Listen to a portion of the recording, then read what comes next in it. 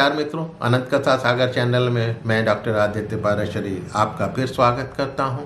महाभारत की कथाओं की श्रृंखला को आगे बढ़ाते हुए वन पर्व में नल दमयंती की कथा चल रही है। तो जैसा कि पिछले एपिसोड में मैंने आपको बताया है, नल दमयंती का परिचय, नल दमयंती का वार्तालाप, उसके बाद दमयंती के स्वयंवर का आयोजन और कैसे जो है देवताओं ने राजा नल को दूत बनाकर दमयंती के पास भेजा। और उसके बाद आज की कथा में कि दमयंती का और नल का विवाह कैसे हुआ। भाई देवताओं ने तो पेच फंसा दिया था, तो वास्तव में विवाह कैसे हुआ।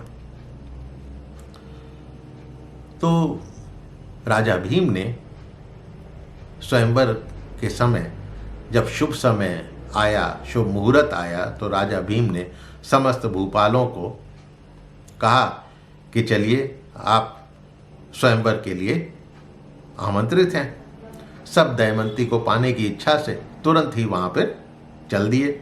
सभी भूपाल आकर वहाँ पर अपने अपने आसनों पर सुशोभित होकर बैठ गए। तब राजकुमारी ने सभी राजाओं के चित्त को चुराते हुए, बहुत सुंदर लग रही थी, उसने रंगभूमि में प्रवेश किया। सभी राजा टकटकी लगाकर एक दृष्टि से दमयंती को देखने लगे। राजाओं के नाम, यश और पराक्रम आदि का परिचय दिया जाने लगा। भाई हर एक राजा के सेवक थे, जब वो किसी के पास पहुंचती थी तो वो सेवक खड़ा होके उनका पूरा परिचय देने लगता था। राजकुमार दमयंती ने देखा कि एक जगह 5 पुरुष एक ही आकृति के बैठे हुए हैं, एक सा ही रूप है, रूप रंग में जरा भी अंतर नहीं है। पांचों राजा नल की भांति दिखाई देते थे, यानी उसको 5 रूप में जो एक ही था राजा नल दिखाई दे रहे थे। राजकुमारी दमयंती को ये समझ में नहीं आ रहा था इसमें राजा नल कौन है। वो राजा नल को पहचान नहीं पा रही थी। जिस पर दृष्टि डालती वो राजा नल ही नजर आता था। अब मन में वो तर्क करने लगी, सोचने लगी कि मैं कैसे देवताओं को जानूं और ताकि राजा नल को पहचान सकूं। चिंता में पड़ के वो दुखी होने लगी। तो उसे अपने बड़े बूढ़ों के मुंह से सुनी हुई कुछ बातें याद आने लगी, जो देवताओं के लक्षण बताते थे, उनको याद करने लगी। लेकिन देवताओं के लक्षण कुछ भी नज़र नहीं आ रहे थे। बार बार विचार करते हुए उसने फिर देवताओं की शरण में जाना उचित समझा। देवताओं की शरण का मतलब देवताओं को याद करके उनसे निवेदन करना, पूजन करना। तो देवताओं को मन एवं वाणी द्वारा नमस्कार करके बोली कि मैंने हंसों की बात सुनकर निषद नरेश नल का पति के रूप में वर्ण कर लिया है। इस सत्य के प्रभाव से देवता लोग स्वयं ही मुझे राजा नल की पहचान करा दे। यदि मैं मन, वाणी एवं कर्म द्वारा कभी सदाचार से अलग नहीं हुई हूँ, सदाचार से च्युत नहीं हुई हूँ, तो उस सत्य के प्रभाव से देवता मुझे राजा नल की प्राप्ति ही कराएं। यदि देवताओं ने नल को ही मेरा पति निश्चित किया हुआ है तो मुझे उनको बताएं वो कौन है। यदि मैंने नल की आराधना के लिए ही व्रत आरंभ किया है तो देवता मुझे उन्हीं को बतलाएं। लोकपालगण अपना रूप प्रकट कर दें जिससे मैं राजा नल को पहचान सकूं। अब दमयंती के करुण विलाप, उसका दृढ़ निश्चय और नल के विषय में, नल के प्रति गहरा अनुराग, विशुद्ध हृदय, उत्तम बुद्धि, नल के प्रति भक्ति, प्रेम, तो ये देखकर देवताओं के अंदर जो है दया आ गई और उन्होंने दमयंती के भीतर वो यथार्थ शक्ति उत्पन्न कर दी जिससे वो देव सूचक लक्षणों को पहचान सके।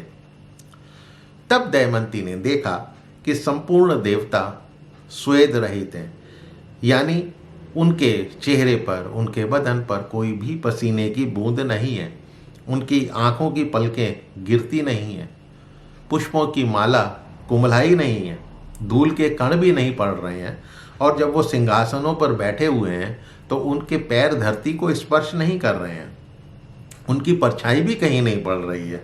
उन पांचों में से एक पुरुष ऐसा है जिसके चेहरे पर पसीने की बूंदें हैं, पैर भी पृथ्वी पर हैं, फूल मालाएं भी थोड़ा सा कुमलाई हुई हैं, आँखों की पलकें नीचे गिरती हैं। तो ये लक्षण जब नज़र आने लगे तो इन लक्षणों से दमयंती ने निषद राज नल को पहचान लिया और धर्मानुसार नल का ही वरण करते हुए नल के वस्त्र का छोर पकड़ा और गले में सुंदर फूलों का हार यानी वरमाला डालकर नल का पति के रूप में वरण कर लिया। दूसरे जो भी राजा बैठे हुए थे वो अचानक हाहाकार करने लगे। देवता और महर्षि वो बधाई देने लगे, साधुवाद देने लगे, आशीर्वाद देने लगे, राजा नल की प्रशंसा करने लगे। नल ने दमयंती से कहा, तुमने जो देवताओं के समीप मुझ जैसे पुरुष का वरण किया है, इस अलौकिक अनुराग के कारण अपने इस पति को तुम सदा अपनी आज्ञा पालन में तत्पर समझो। जब तक शरीर में प्राण रहेंगे तुम्हारे लिए मेरा प्रेम बना रहेगा, ये मैं प्रतिज्ञा करता हूँ। दमयंती ने भी हाथ जोड़कर विनीत वचनों के द्वारा महाराज नल का अभिनंदन किया। दोनों एक दूसरे को पाकर प्रसन्न हुए और अग्नि आदि देवताओं को मन ही मन प्रणाम किया।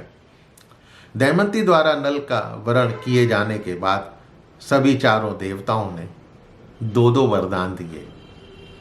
इंद्र ने कहा कि मैं यज्ञ में तुम्हें प्रत्यक्ष दर्शन दूंगा और अंत में सर्वोत्तम शुभ गति तुम्हें दूंगा, यानी मरने के बाद एक उत्तम लोक की प्राप्ति होगी। और जब राजा नल चाहेंगे तभी मैं उनको दर्शन दे सकता हूं। अग्निदेव बोले, मैं अपने ही समान तेजस्वी लोक तुम्हें देता हूं और जब राजा नल चाहेंगे मैं प्रकट हो जाऊंगा। यमराज बोलते हैं, राजा नल की बनाई रसोई के उत्तम रस एवं स्वाद उपलब्ध होंगे, उनके बनाए खानों में, पकवानों में रस होगा।